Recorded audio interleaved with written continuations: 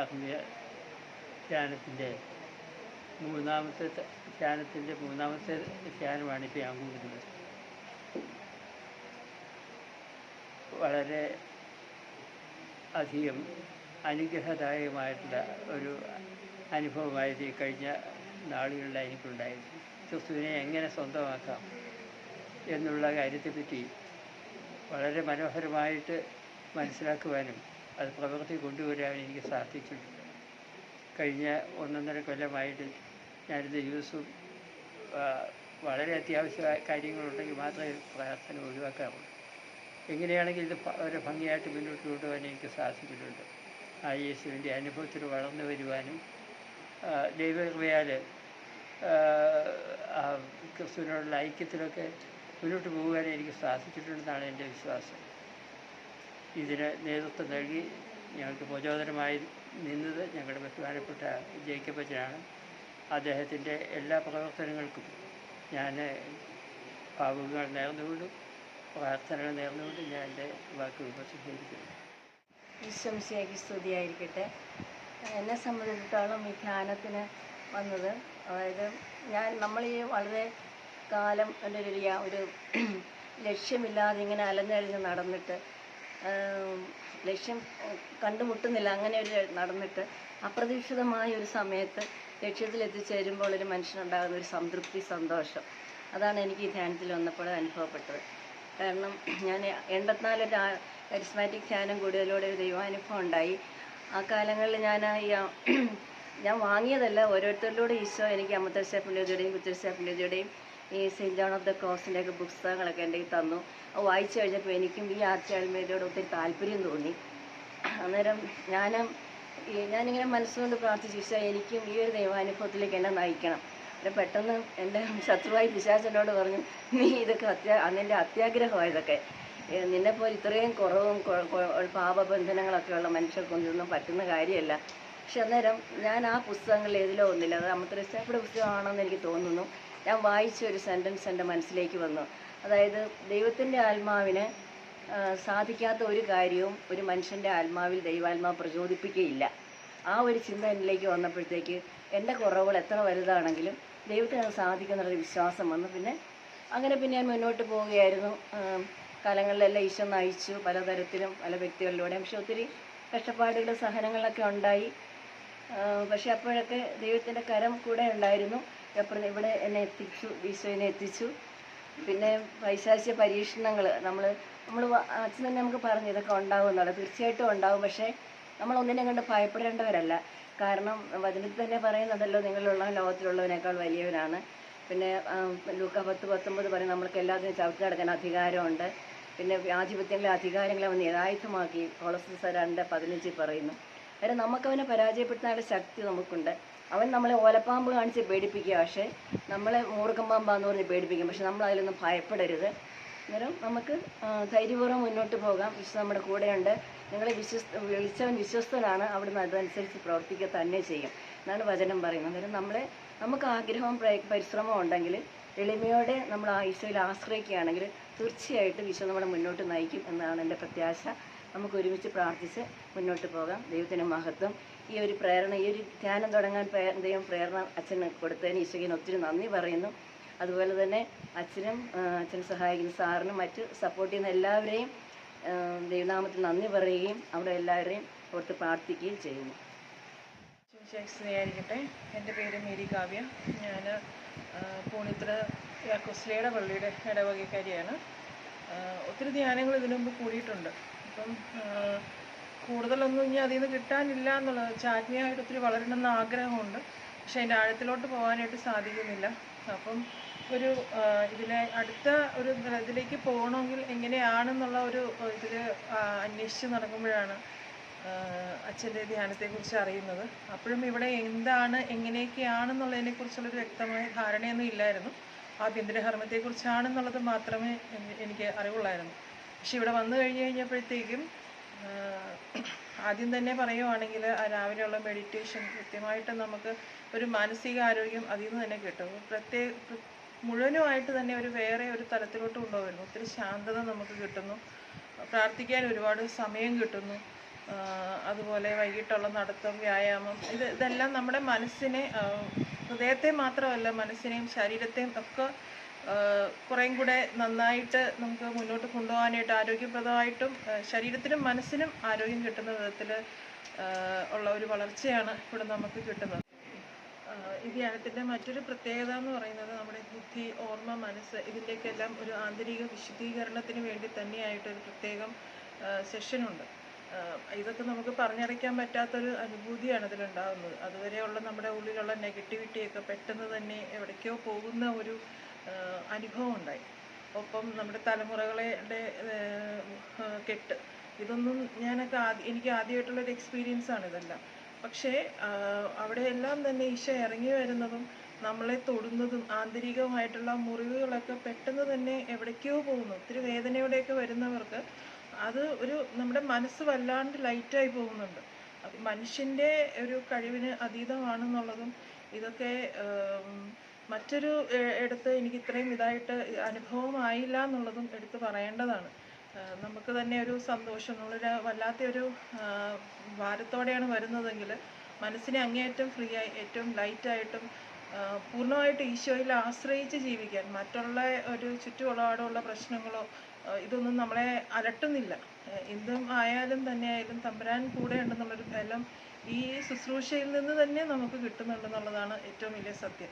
ഒപ്പം ആഭ്യന്തര ഹർമ്മ്യം ക്ലാസ്സുകൾ, അതിനെക്കുറിച്ച് പറയുകയാണെങ്കിൽ നമുക്ക് സാധാരണ ഇത് ഒത്തിരി ഡ്രൈ ആയിട്ടുള്ള ഒരു സബ്ജക്റ്റാണ്. അങ്ങനെ വരുമ്പോഴത്തേക്കും ബോറടിക്കാനും ഉറക്കം വരാനൊക്കെ സാധ്യതയുണ്ട്.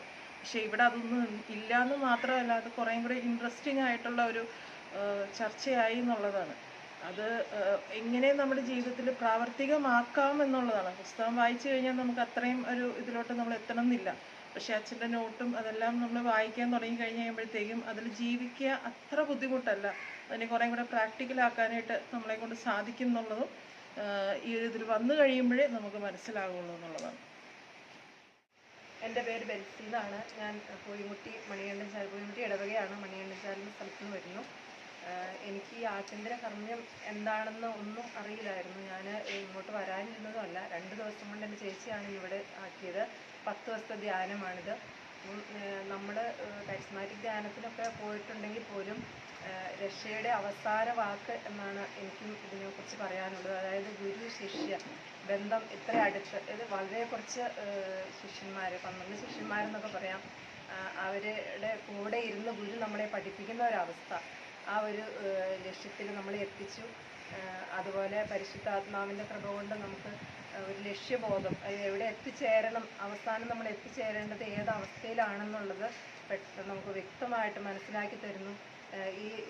ഇതിൽ ഒരു ചെറിയ തെറ്റ് പോലും ചെയ്യാതെ നമ്മളെ ദൈവത്തിൻ്റെ അടുത്തേക്ക് എങ്ങനെ എത്തിച്ചേരാം, പെട്ടെന്ന് ആ സന്തോഷം എങ്ങനെ അനുഭവിക്കാം, ആ അനുഭൂതിയിൽ എവിടെ എത്തിച്ചേരാം എന്നുള്ളതൊക്കെ വ്യക്തമായി പറഞ്ഞു തരുന്ന ഈ അച്ഛൻ്റെ ഈ ചെറിയ ധ്യാനമാണ്. 10 ദിവസത്തെ, അതായത് ചെറിയൊരു ഗണം മാത്രമേ ഉള്ളൂ എങ്കിലും അതാണ് ഏറ്റവും ഭംഗിയായിട്ട് നമുക്ക് ഇത്രയും കാലം കൂടിയതിൽ നിന്നും നമ്മുടെ രക്ഷ എവിടെയാണെന്നുള്ളത് ബോധ്യപ്പെടുത്തി തരുന്ന ഈ ധ്യാനത്തിലേക്ക് എല്ലാവരും കഴിയുന്നത്ര ആത്മശക്തിയോടെ വരണം എന്ന് തന്നെ പ്രാർത്ഥിച്ചുകൊണ്ട് അഭ്യർത്ഥിച്ചുകൊണ്ട് ദൈവത്തിന് സ്തുതി, ദൈവത്തിന് മഹത്വം. എൻ്റെ പേര് ബെറ്റി, വീട് പോത്താനിക്കാട്. ഞാൻ പതിവായി ധ്യാനമൊക്കെ കൂടിക്കൊണ്ടിരുന്ന ഒരാളാണ്.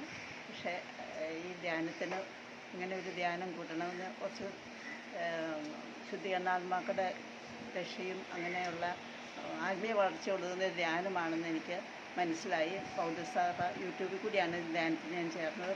വരാൻ സാധിക്കാത്ത ഒത്തിരി പ്രതിബന്ധങ്ങളുണ്ടായിരുന്നു. പക്ഷേ അതിനെല്ലാം തരണം ചെയ്ത് ദൈവം എന്നെ ഇവിടെ എത്തിച്ചു.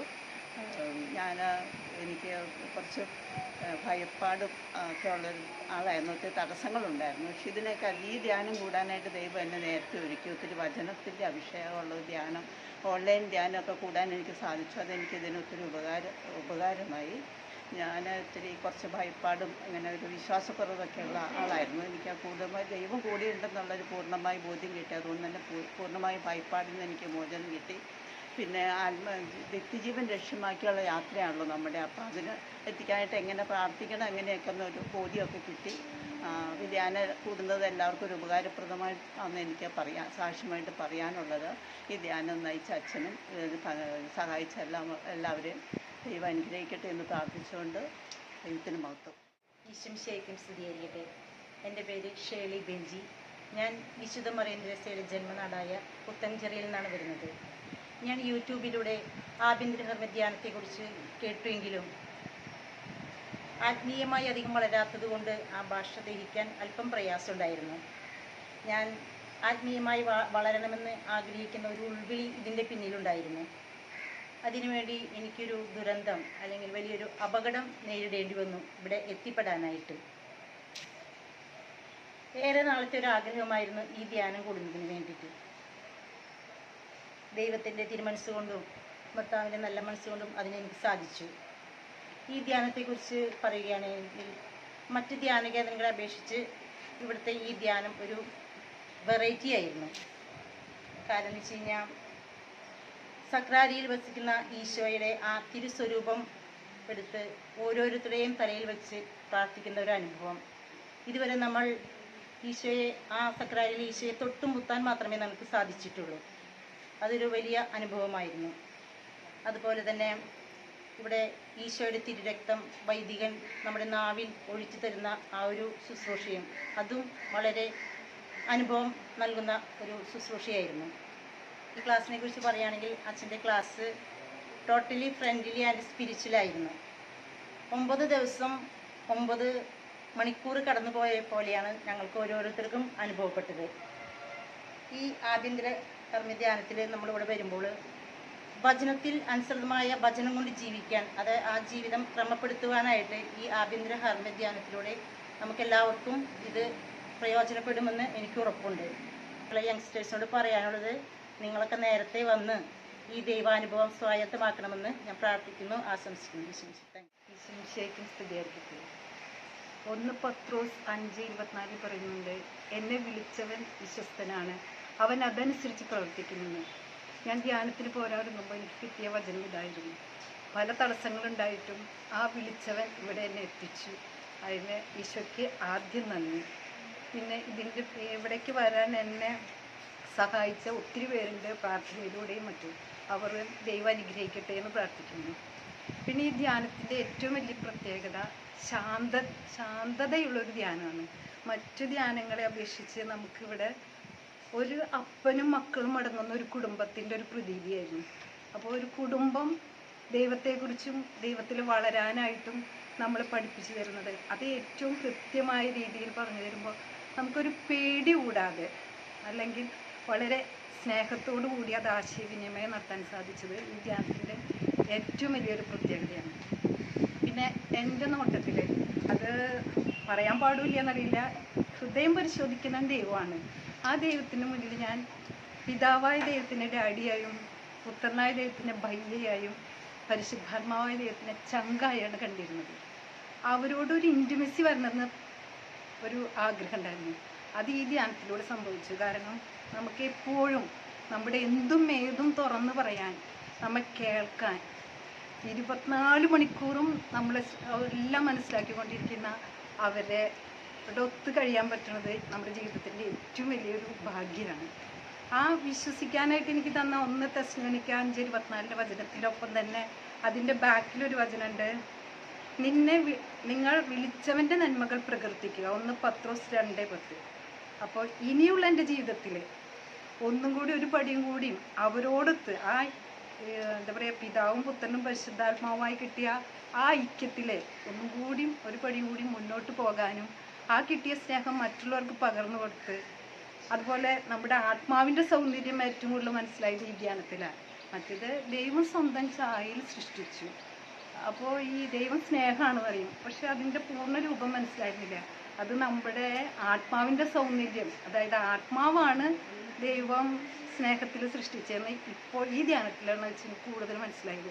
അപ്പോൾ ആ സ്നേഹം ദൈവസ്നേഹത്തിലും പരസ്നേഹത്തിലും കൂടെ ജീവിതത്തിൻ്റെ അന്ത്യം വരെ ഈശോയ്ക്ക് വേണ്ടി ജീവിക്കാൻ, ആ 33കാരൻ്റെ ചങ്കുറപ്പോടുകൂടി പോകാൻ ദൈവം ഈ ധ്യാനത്തിൽ തന്നെ സഹായിച്ചു.